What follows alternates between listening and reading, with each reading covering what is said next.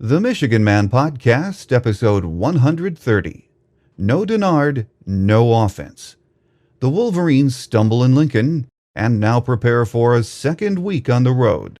On this week's show, we preview Saturday's trip to Paul Bunyan country and a matchup with the young and improving Golden Gophers. Oh man, Euchre's been broadcasting for 27 years. I have never seen anything like this. They need 2 inches. Dennis Franklin, the quarterback, taking a long count from center. He hands off to Shuttlesworth 5, and it's down to the end zone. Touchdown! Touchdown, Dennis Franklin! Oh my God, Dennis Franklin fooled everybody. He fooled me. He fooled the entire Ohio State team. Kneeling is Larry Gustafson. Attempting will be Super Toe. Super Toe will kick the 30-yard field goal. It's kicked to send over end. It's a tied-up ball game. 10-10. Okay. Under center is Wangler at the 45. He goes back. He's looking for a receiver. He throws downfield to Carter. Carter has it. Carter's got it. Oh my God! Carter scores. Look at those Wolverines. 95 Wolverines going to the end zone. Carter got the pass. In the air, it's done. Buford is going out of his mind. I have never seen anything like this in all my 40 years of covering Michigan football.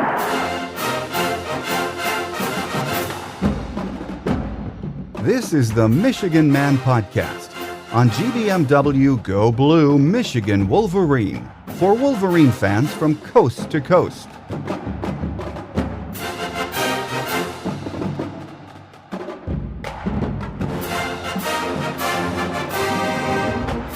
Go Blue and welcome to this week's show. I'm your host, Mike Fitzpatrick.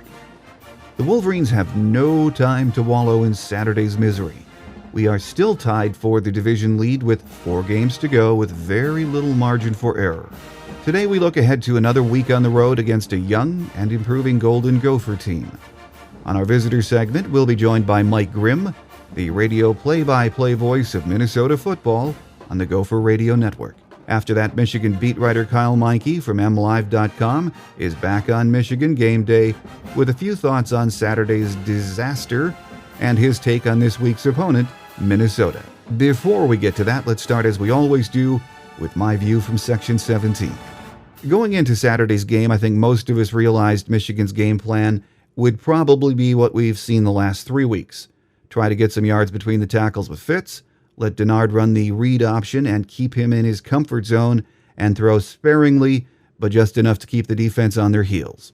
It's not exciting, and fans are becoming a bit vocal about what they see as a lack of imagination in the game plan. But after 8 weeks of watching this offense, it's becoming clear it is what it is. Coach Borges has, I believe, grudgingly conceded that we now must have a game plan that plays to our strength, our defense. It isn't sexy, it isn't even pretty, but it is a sound and realistic offensive approach. So let's buckle up for the next 4 weeks and hope Denard's funny bone doesn't take any more hits. As I said at the top of the show, it is abundantly clear at this point of the season, no Denard, no offense. And let's not be too hard on young Russell Bellamy. The offense was struggling even with Denard in the game, but when Bellamy entered the game, the Nebraska defense notched up the pressure. Yes, he had the deer in the headlights look, but he didn't get much help from his receivers or anyone else for that matter. He'll learn from this disappointment and grow at the position. We might need him again sooner than we think. The Nebraska game has been dissected, analyzed, and reviewed enough by now. It's time to do what this Michigan team is doing and concentrate on what lies ahead. This Saturday, the Wolverines head to Minneapolis to take on a young and improving Golden Gopher team. Coach Jerry Kill and his bunch laid one on Purdue last Saturday and most assuredly gained confidence. They are 4-1 at home this year, and what weeks ago may have looked like a gimme on the Michigan schedule is now a game that will require the Wolverines' full attention and effort. We simply must regroup and come out fast and hard against this suddenly revived Golden Gopher team. It's a game we should win, probably even dominate, but it appears our nerves will depend on the right elbow nerve of Denard Robinson. So it will be for the next 4 weeks. What's up with this suddenly resurgent Minnesota team? To find out, we'll be joined next by the radio play-by-play voice of Minnesota football, Mike Grimm, here on the Michigan Man podcast on GBMW Go Blue, Michigan Wolverine.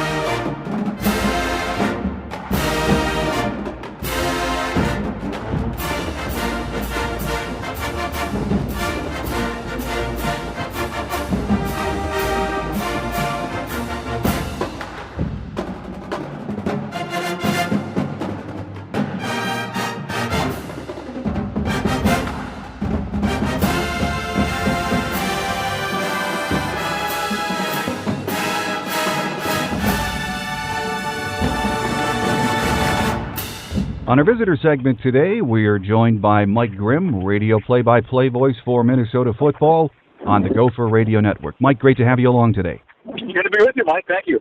Well, the Gophers, Mike, coming off a big win on Saturday. Michigan comes to town. Minnesota has a 5-3 record, 1-3 in the Big Ten, and of course had a real offensive explosion on Saturday, 44-28 over Purdue. Your thoughts on that first Big Ten win of the season for the Gophers? Well, obviously the dynamic of the football team has changed some now with the new quarterback in the last 2 weeks in Philip Nelson, a true freshman. Now, he is a true freshman in the sense that that's what it says on paper, but he was one of those guys that enrolled in school last January, so he did have one spring semester under his belt with spring practice, and then was basically the number 3 quarterback through much of this fall. And most people around the program you talked to said, well, there's no doubt this guy is going to be the starter next year. He'll likely be a 4-year starter. They were excited about him. He was highly regarded, a home state kid.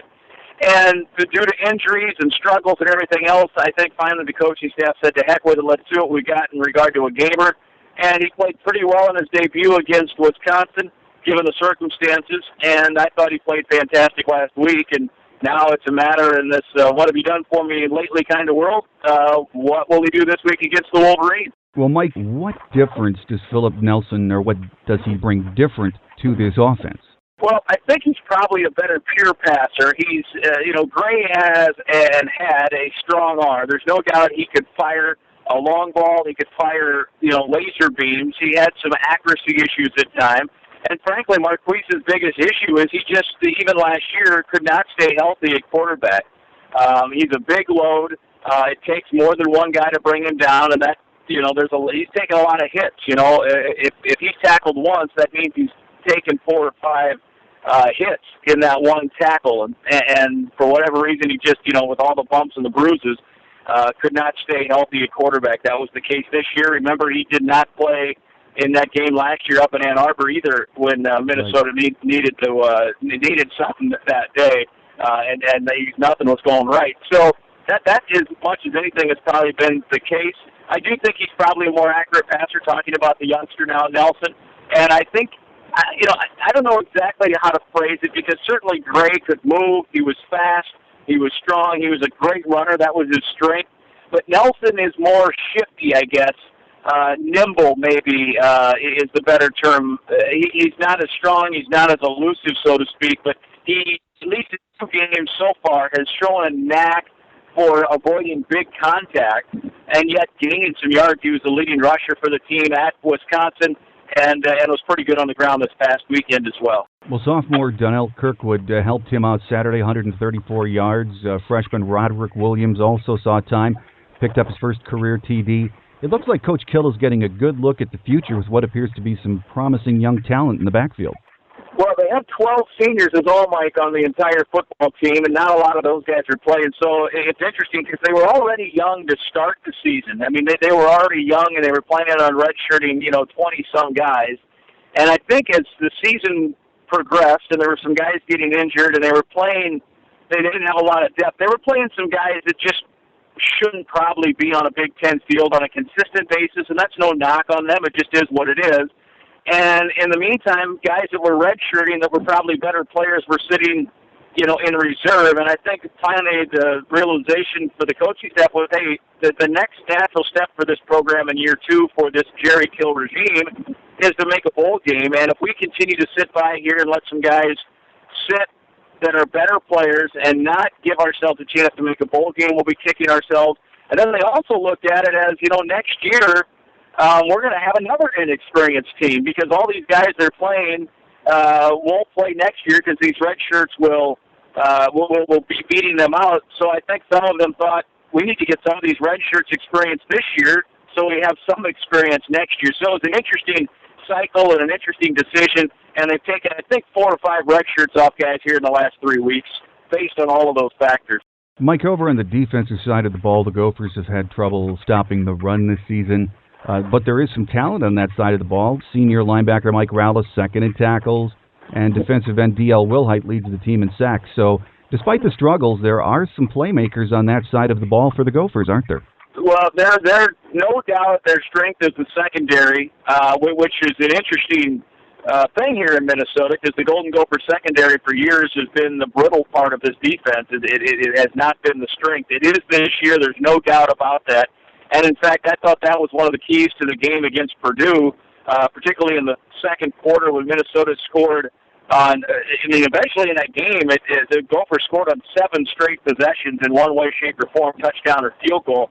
But as they were extending that lead in the second quarter, I think it applied pressure to Purdue to believe they had to keep up, and they got into a passing-only game plan. And when the front 4 can pin their ears back and rush the passer and let the defenders in the defensive backfield defend, that is when Minnesota's really good. They were really good against Syracuse in the same situation, and they've been good in most of their wins when they put that team in a passing situation, get them behind on downs. Interesting, Purdue scored their 3 second-half touchdowns after the game was out of hand. It was 44-7, and I think Danny Holt decided, we just want to keep this game, get it moving, started handing the ball off, and voila, they started gaining yards, and that was part of the key to them scoring those 3 second-half touchdowns. I have to believe that there are coaches watching that saying, even when you get behind on Minnesota, there's an opportunity to try to run the football there because there are holes. The linebacking core, they have a lot of okay linebackers, no super linebackers, and I think that's part of their issue in trying to stop the run. Our guest on our visitor segment today is Mike Grimm, who's the radio play-by-play voice for Minnesota football on the Gopher Radio Network. Mike, we live in a world of instant gratification, as we all know, where fans have little patience for a rebuilding program or even giving a coach his 4 or 5 years to establish their program. Gopher fans have got to be pleased, though, that this year's team has made a very solid competitive leap in just Coach Kill's second season. Yeah, it's interesting because you're right, it goes in cycles, and I'm not a big message board guy, but I am on Twitter on occasion and see what some of the folks have to say, and boy, it is amazing from one week to the next the difference a win and a loss can make. When the team was 4-0, they were selling the first Big Ten game against Northwestern was a sellout. Now that was prior to them losing to Iowa. They had sold that game out prior to the Big Ten opener, and then they lost in Iowa in a fairly convincing fashion. They played, I thought, their worst game of the year the next week against Northwestern. I guess it was 2 weeks. It was after a bye week, in which nothing went right, including some frankly baffling coaching decisions in that game that left a lot of people scratching their heads. And all of a sudden, people and fans, Mike, were second guessing. Well, is this the guy? Boy, it was 4-0 2 weeks ago, and we thought he was the savior. Now it's 4-2, and they look really terrible against Northwestern. And maybe it's not, and then they lose again, and now all of a sudden they win with a true freshman quarterback, and everybody, Mike, is back on the bandwagon, and it's just it's the way of the world in this. You're right. It's the same way with the Vikings here in Minneapolis and the Twin Cities. When they were sitting at 5-2, they were the toast of the town, and they got smoked the other night by Tampa Bay. And all of a sudden, they may not win another game if you listen to their fans. So it is sports nowadays, and the internet, and the talk show host, and the message board world. Oh, absolutely. It makes it very tough on a coach to get a program built and get your 4 or 5 years to do so. Looking ahead to Saturday, Mike, young Philip Nelson in the offense is going to see a Michigan defense that has been surprisingly good this year, better than all of us expected. What does this Minnesota offense bring to the table that can cause problems for this Michigan defense? Well, I think they're more dynamic now. They have a quarterback that is a true run-pass threat. I mean, this kid can run. He's capable of getting 100 yards. He hasn't yet in the 2 games, but he can. And he throws a nice deep ball. He's got some zip on the football. He's also, I think, what I call a gamer, in that, in observing him in practice, he's been fine. I mean, certainly you can see skill, but he has elevated his game at game time. And I think that there are guys out there like that. It's so early. I hate to put labels on guys, but it looks to me like this young man has it. I mean, he has whatever that special ingredient as a quarterback is, and I think you have to have a quarterback nowadays in college football. Certainly you see it in the NFL, but in college football you have to have good quarterback play to be a consistent winning team. Michigan fans saw that, last week, right in the game, and then Denard got hurt, and that offense got paralyzed with the young man that was obviously thrust into a spot he wasn't ready for. And so the quarterback play is so important that this offense has been very dynamic, much more, I think, hard to plan for with Nelson. Now, Coach Madison has been around the block, so I'm guessing he's probably concocting a few things that a true freshman quarterback at Minnesota has never seen, and he'll have to figure those things out. And I think it'll be a fun chess match to see what Coach Madison has devised, and what Philip Nelson and the Gopher offensive coaches will do to adjust and revise what they do. I think you're right about that. Mike, as we discussed earlier just a moment ago, the Gophers have really struggled on defense, but the Wolverine offense is struggling mightily, has all year. At this point of the season, as you know, there are no secrets. No Denard equals no offense for Michigan. We don't know what his status is heading into the game Saturday yet. And even with him, Michigan hasn't crossed the goal line in 8 quarters now. So what can this Gopher defense do to cause problems for Michigan? Clearly, I think they need to, as I mentioned earlier, that they're really strong when they're forcing teams into passing situations. So I think that they need to try to dare teams to beat them through the air.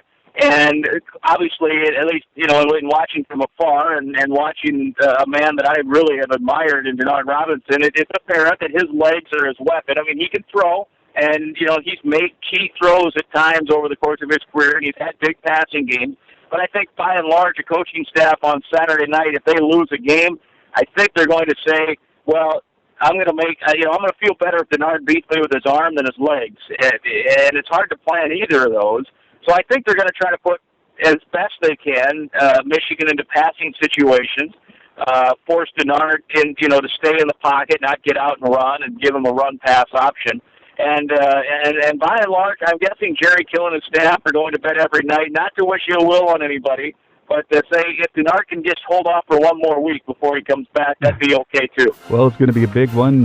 We're looking forward to seeing your young quarterback, and of course the Wolverines need to get it back on track, so we'll find out this Saturday at noon, kickoff on the Big Ten Network. So our guest today has been Mike Grimm, radio play-by-play voice for Minnesota football on the Gopher Radio Network. Mike, I know you're a busy guy, and we appreciate you taking the time. You betcha. Anytime. Thanks so much. Enjoyed it. Coming up next, Michigan Game Day. Back on the show this week is Michigan beat writer Kyle Meinke from MLive.com here on the Michigan Man podcast on GBMW, Go Blue, Michigan Wolverine.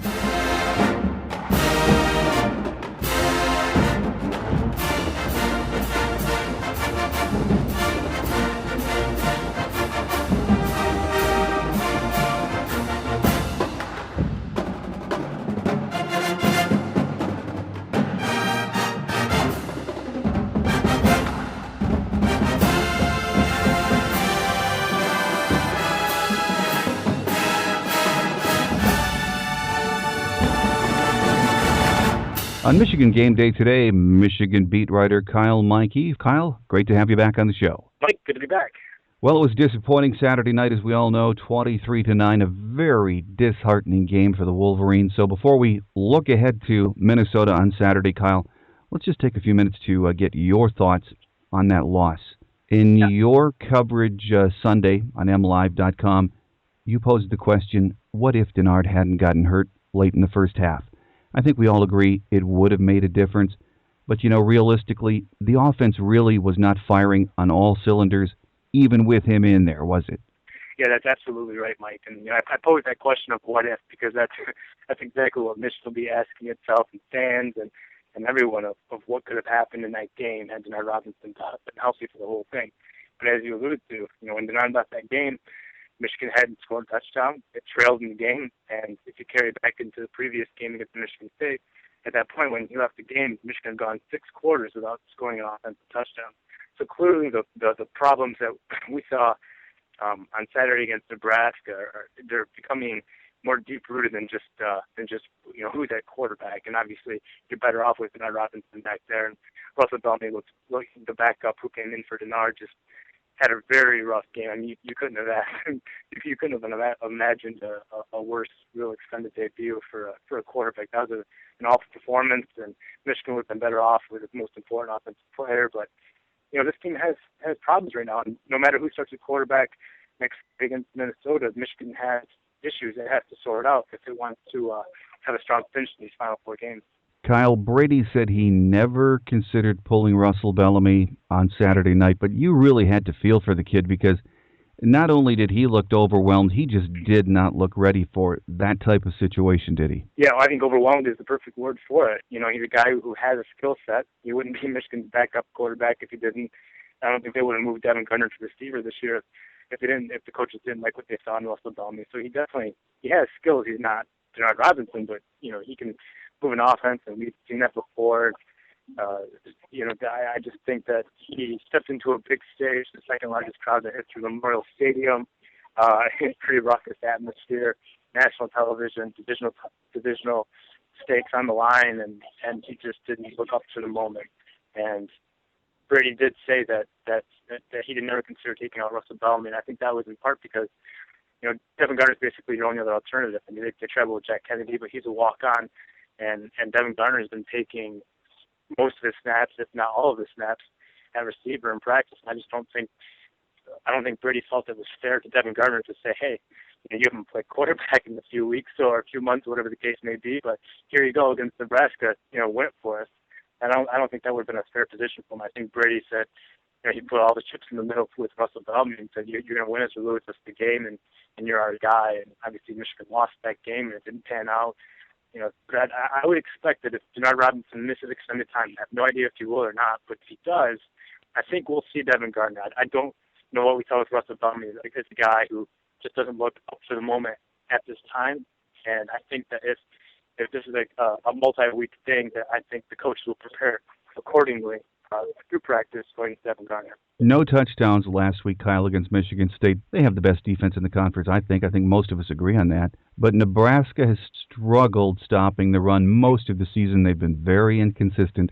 So the fact Michigan couldn't punch it into the end zone this week, again, making it 8 quarters without a touchdown, that is very disappointing to say the least, isn't it? Absolutely. And Nebraska, as you alluded to, has struggled this year defensively. It's struggled stopping the run in particular, and it's struggled immensely with spread teams, with spread option teams. They didn't do well against UCLA. They had a real hard time with Braxton Miller of Ohio State. Northwestern tore them up, and then Michigan just couldn't do anything even when Denard Robinson was in there. And I think that's a product mostly of Michigan becoming predictable offensively. We've seen the past 3 or 4 weeks now, Michigan going away from the downfield passing game, and basically they're running the ball more than they ever have. And when they do go to the air, it's shorter stuff.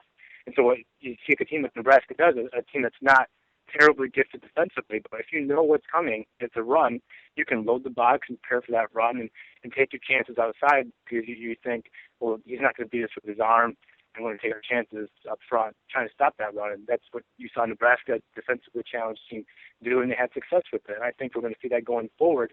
The competition next couple of weeks, it eases off a little bit with Minnesota this week and then Northwestern and Iowa to follow. But Michigan, still offensively, if it's going to break through and cross that goal line, I think it needs to add more to the offensive game plan. I think Michigan is just too predictable right now. And I understand what they're trying to do. They're trying to take Denard Robinson out of positions where he commits turnovers and throws picks, and what we saw, at Notre Dame, and they've been successful in that. But they just aren't.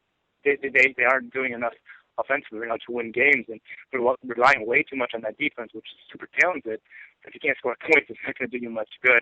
And that's what's happened to Michigan State this year. I see Michigan going down that track if they can't get something going offensively. In the post-game presser, Kyle Brady said Fitz he thought was running really hard, and he never thought about replacing him with Thomas Rawls. But it sounds like Coach Hoke is, kind of inferring that the offensive line is more of an issue than Fitz. Was that your take too? According to Brady, it's a mixture of the two. He likes the way Fitz is running, but obviously he's not doing enough as a playmaker in the backfield. And then he put some of the blame on the offensive line. I think there is some truth to that. But the longer this goes on, I mean, Michigan's been pleased in recent weeks with the way its offensive line has played. Earlier in the season, they were saying offensive line is not making, it's not creating holes for the backs. It's having trouble in pass protection. But that's eased off each and every week more and more. The offensive line has played better. It's gelled together. I think Elliott Neal is playing really well in the middle. Obviously, Taylor Lewan's having a heck of a year at left tackle. Big tactical Mame at right guard, playing his best football of his career. And at some point, as a tailback, this is just not, you have to make plays even if the holes are there. I do think sometimes the holes are there. Sometimes just not finding them. Each and every week we keep waiting and waiting for Thomas Rawls to play a little bit more. We saw that against Illinois, and he played well. But in the past 2 weeks, 0 carries. And I think just thinking about it logically, I don't know, but I think maybe there's more to it that we don't know. Maybe Thomas Rawls isn't adept yet in the pass protection game. Maybe he hesitates with other drops in practice. I don't know, but to me it doesn't make a lot of sense that Tucson's best game of the year is 85 yards against UMass. He's averaging under 3.5 yards to carry consistently just about every game. He's just not getting enough positive yardage, and yet he's still the only guy, or the primary guy, receiving carries, and he's just not doing enough at this point. I think we need to see Thomas Rawls at some point, and when that point will be, I'm not really sure for it to happen, and it's not coming. Well, over on the defensive side, Kyle, Coach Hoke said the defense he thought missed too many tackles, blew too many coverages for big plays in the passing game.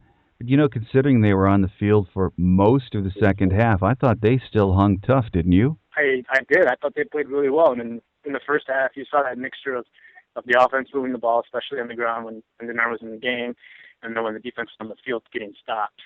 And remember, Nebraska has the Big Ten's best offense coming into the game in several categories, including points. And Michigan still, in the end, held Nebraska to a season low, 23 points. Its previous season low was 29. And Michigan did pretty well defensively, but you did see in that second half that that Nebraska had the ball for 20 minutes in that second half. As Russell Bellamy was playing offense for Michigan, just couldn't sustain drives. It was 3 and out, pick on the first play, 3 and out. And so you got the defense on the field for much of that second half. You lose field position with all the turnovers in the second half. And I still thought they held tough. I mean, they allowed 23 points, something they haven't done since the second week of the season. I don't put that on the defense. They were getting stopped and playing pretty well. But you put the ball in Taylor Martinez's hands that much, and the Big Ten's best offense that much, and you'll sustain some casualties, and that's what we saw. But I still think the defense played well. I think it played on par with what we've seen in recent weeks. It was just a matter of it being on the field too much in that second half. Yeah, and I think that just watching the game, too, we talked about Taylor Martinez coming into the game, how he was almost at a 70% passing efficiency and had made great improvement over the year. I don't think it was so much blown coverages as he really made some nice passes late in that game, didn't he? Yeah, he really did. He looked much, much, much better than what I saw from him last year. Michigan probably him up pretty good last year, made him look kind of silly in the passing game. But this year, he looked pretty good. And I think, like I said, he did a lot of the damage in the second half. You get that offense enough opportunities to strike, and that's what happened. I thought for the most part, Michigan held up. It was a little soft. I thought at points, especially in the safety play, I don't think Jordan Kovacs had his best game. And that's what you saw, a couple of the big plays that you haven't necessarily seen earlier in the year. But I still thought the defense played pretty well. And Taylor Martinez did look sharp, and Michigan gave him too many opportunities, and he found enough guys to win that game for Nebraska. Our guest on Michigan Game Day today is Michigan beat writer Kyle Meinke from MLive.com. Kyle, looking ahead to Saturday, Minnesota on the schedule, of course, on the road, second year for Coach Jerry Kill. He's got this young Golden Gophers team playing surprisingly better football this year, hasn't he? Yeah, and that's a growth to see with good coaches. And I'm not, it's only Kill's second year, and I don't follow that team, so I wouldn't call it. I can't call him a good coach or a bad coach or anything in between. But from what you see, he's got the markings of something starting there. Minnesota it was a rep when he took it over, and there was a transitional period last year where they looked pretty bad. Michigan did that pretty well after beating them 58-0 last year at the Big House. But the Gophers are playing some of their best football in the past couple of years, and they had a real big win this weekend against Purdue. The offense seems to have adapted pretty well since moving Marquise Gray from quarterback to receiver and kind of giving them a new dimension. And I think that'll present a little bit of a challenge for Michigan. I think that's a game they should win. Michigan will be a big favorite still. But obviously there's problems right now with the offense. Michigan's got to figure those out. Otherwise, the same thing could happen to them. Well, right. Even though the Gophers are better on defense, they're still giving up just chunks through the air and on the ground. So you would think this is a recipe to good health for the Wolverines. We should be able to pound it against this team, at least on paper, shouldn't we? Yeah, Michigan should. They still got a pretty good offense. I think it's just struggling with an identity, I think, right now. And they both, you take out the injury factor with Denard, and this team already has been struggling for touchdowns. Michigan flattened out the offense, basically, stripping the long pass plays, and that's helped reduce the turnovers. But I think it's become a predictable offense. Michigan State was prepared for it. Nebraska was prepared for it. And now entering Minnesota, you get that offense that's got some questions, and then you introduce the injury question and whether or not Denard will be able to go. I mean, I saw him go down, and he was writhing and paying on the ground, and he could heal quickly. But when you're talking about a nerve issue, he's aggravated twice in 3 weeks now, and it's in his throwing elbow. That's a serious problem for a quarterback, especially a quarterback who makes his living running between the tackles. And so those are some questions Michigan's going to have to answer this week to figure out who's going to have behind center, under center against Minnesota. Well, I think that is the big question. Not only the team's asking, but the fans. I mean, those nerve injuries, they get better and then they come back. You fall the wrong way, you get popped the wrong way. So do you think there's any way Russell Bellamy gets to start? Given what we saw on Saturday night, his confidence has to be really shaken. Or this week, are we going to get Devin Gardner some more snaps? And do you expect he's going to maybe get some time Saturday? And that's all if Denard's injury just does not heal up. Right, and that's a big if, because nobody knows. I'm not even sure Brady Hoke knows. He set up for the game to rehab for that injury. It's just simply rest and testing it every day and seeing how he feels. So we really don't know. I don't think we'll know for a couple of days. But if he can go, I do think Russell Bellamy is probably the leader to start. He's been receiving all of those second-team snaps, which are almost equitable to the first-team snaps at the quarterback position, for almost a calendar year now, going back to spring ball. And I think, what we saw was an overmatched quarterback against Nebraska. And I do think this week, I do think that Devin Gardner will get more snaps at quarterback. Those kind of subsided as he was playing well at receiver, and Michigan was going to get him flowing at that position. But I think this week they saw what they have in Russell Bellamy, which is a shaken backup quarterback. And if Michigan does have to go away from another option at the position, I think they want their options open. And I think Devin Gardner could be a part of that because, Devin Gardner hasn't looked great when he did play receiver. He's had problems in the passing game when he's been out there the past couple of years, just like Bellamy. The difference he has, of course, is with the legs. If he doesn't have it going in the passing game, at least he can take off. And I think that's a dimension Michigan may want to explore to try to get some production from that quarterback position, some consistency from that position as it tries to finish out this season. Well, Kyle, looking at this Minnesota team, Coach Jerry Kill decided to take the red shirt off true freshman quarterback Philip Nelson, and he seems to really have revived the passing game, and he gives them more balance than when Marquise Gray is playing. I think we can all see that. So this is going to be another good test for Coach Madison's defense on the road this week. It really is, isn't it? It is, and I think the balance is the big key. Marquise Gray is an electric player with his legs, but he just wasn't. He's kind of like Denard in that way, except for he's not as explosive on the ground game as Denard is. But so you take away some of that explosiveness, and then you factor in that he wasn't struggling as a passer, and it just wasn't a formula that was working for that team. So they did the quarterback change, and they have looked much better. Of course, they had the blowout over the weekend against Purdue, kind of a surprising blowout. And the balance is something that you have to prepare for now. If you're Greg Madison and Michigan defense, and the good news for Michigan is that his defense is still playing well. That shouldn't be taken away. They had that great 5-week stretch where they didn't allow 14 points, and they'd only allowed 2 offensive touchdowns, and some of that went away against Nebraska. But as we already explored, a lot of that had to do with the offensive deficiencies of Michigan, just giving too many opportunities to Nebraska. And I think that defense is still playing really well. I think the secondary is outstanding, especially preparing the big play. And I think that might help take away some of that passing game that you've seen the past couple of weeks from Minnesota. No, I think you're right about that. Kyle, for a lot of reasons, Michigan needs to bounce back with a win on Saturday. This offense needs a big performance, if for nothing else than to give them confidence, because those final 3 games after this Saturday, there's no gimmies. It is a tough stretch, isn't it? It is, and I think this is probably the easiest remaining, most manageable remaining game for Michigan, even though it is on the road, even though Minnesota is playing better. But you look at that final 3-game stretch, Northwestern, a tricky team, a team that in the past given Michigan some problems, a team that dominated Michigan last year in the first half before Michigan had a big second half, and then the following week you got Iowa, who lost over the weekend, but they've played above expectations this year. I think it's a game Michigan wins, but it's not necessarily a game. We saw what Iowa did going into East Lansing and beating Michigan State, a team that beat Michigan. And then, of course, you get the finale against Ohio State, and that's going to be a great matchup. And Ohio State's playing fabulous. They're still part of the theater, and their offense can pose all problems for the defense. So I think, you're back already against the wall a little bit if you're Michigan when it comes to the election division race. You lost over the weekend. You're in that tie with Nebraska, and you no longer hold the tiebreaker. So you have to finish a game ahead of Nebraska, and there's really no room for error. I think Michigan has to win out.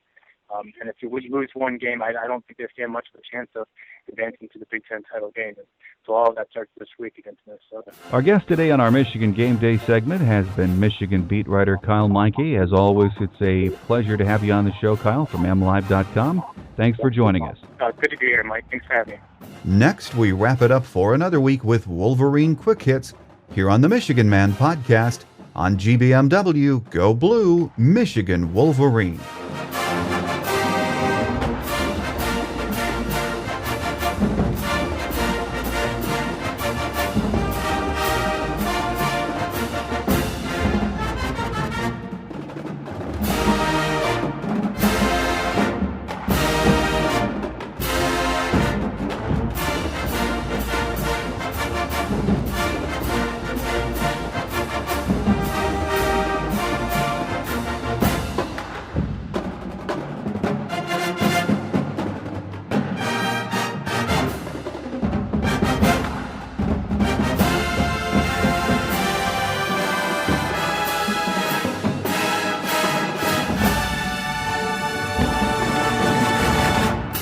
On Wolverine Quick Hits today, let's start with the injury update. Coach Hoke said at the Monday presser that he expects Denard will be ready to go Saturday. He was short on details, but said that Denard's elbow was getting better. Frank Clark will be back for the game, and Mario Ojemudia, who was dinged up against Nebraska, is also set to return. Here are some quick facts about this week's game and our opponent.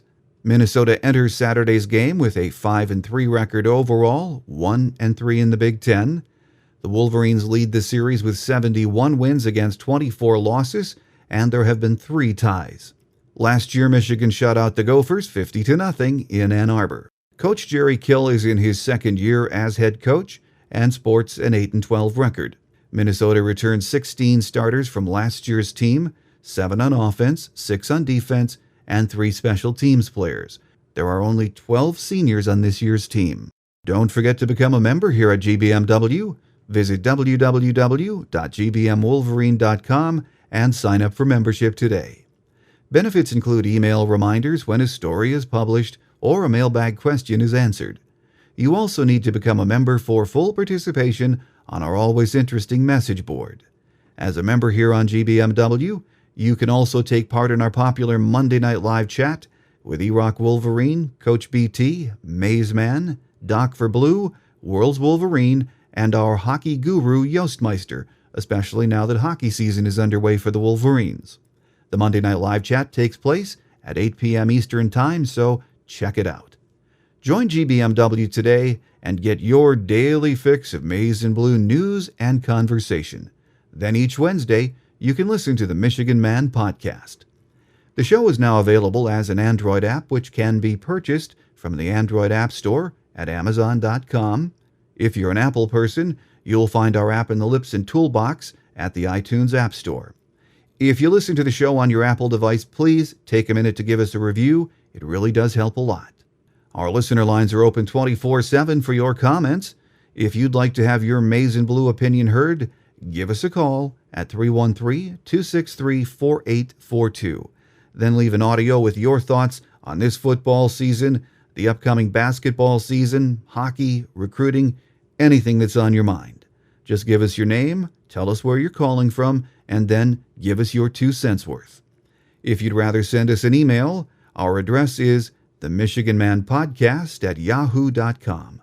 That's themichiganmanpodcast@yahoo.com. You can find the email address and the phone number listed on my show notes page. I welcome your thoughts and opinions on anything maize and blue. Thanks again to our guest today, Minnesota radio play-by-play voice Mike Grimm from the Gopher Radio Network, and Michigan beat writer Kyle Meinke from MLive.com. Kickoff this Saturday is set for 12 noon and will be broadcast on the Big Ten Network. Next week, we'll be back to preview the first of our last 2 home games of the season. Coach Pat Fitzgerald and his Northwestern Wildcats will be bringing their high-powered offense into the Big House to challenge this tough Michigan defense. Don't forget to tell your friends about the Michigan Man podcast and that we air every Wednesday. Enjoy the early noon kickoff this Saturday, and until next week, I'm your host, Mike Fitzpatrick.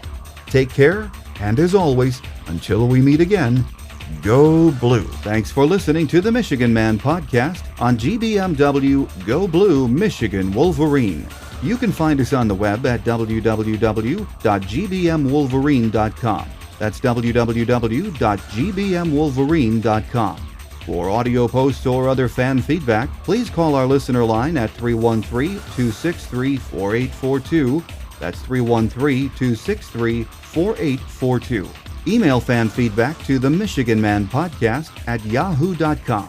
That's the Michigan Man Podcast at yahoo.com. The Michigan Man Podcast on GBMW Go Blue Michigan Wolverine is produced at the studios of Robin Lynn Productions, Allen Park, Michigan. The Michigan Man Podcast is not affiliated with the University of Michigan. Go Blue.